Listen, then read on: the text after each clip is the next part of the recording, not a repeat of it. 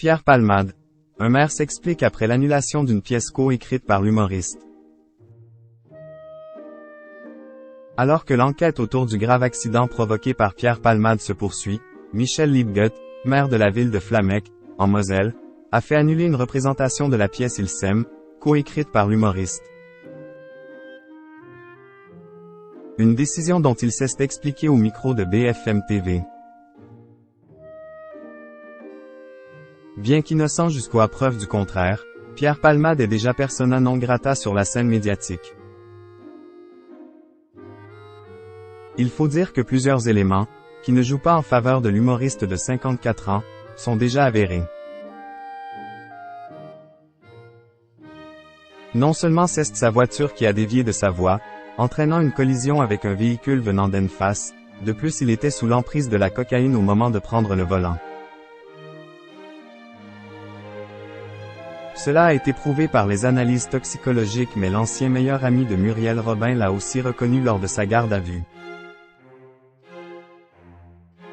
Des informations suffisantes aux yeux de certains pour effacer définitivement le comédien de la sphère publique. Le maire du village où il réside, celui de Célisambière, a ainsi demandé à tous les employés municipaux de ne faire aucun commentaire sur l'affaire, et celui de la ville de Flamec, en Moselle, a pris une décision surprenante.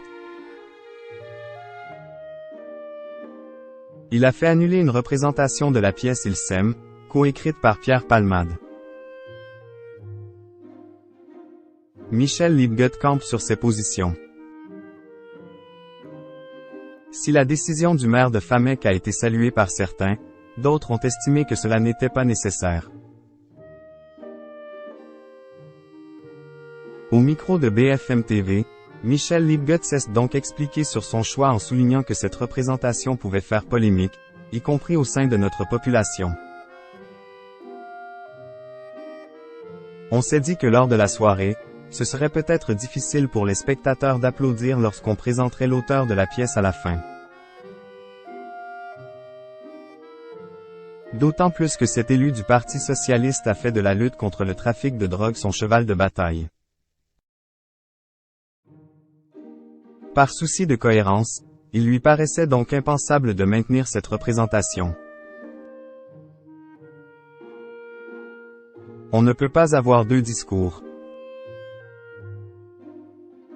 On ne peut pas les combattre sur le terrain et de l'autre côté, indirectement, faire de la publicité à quelqu'un qui s'est comporté de façon délictuelle, se justifie-t-il? Le maire ne fait peut-être pas l'unanimité, mais il n'a aucunement l'intention de revenir sur sa décision.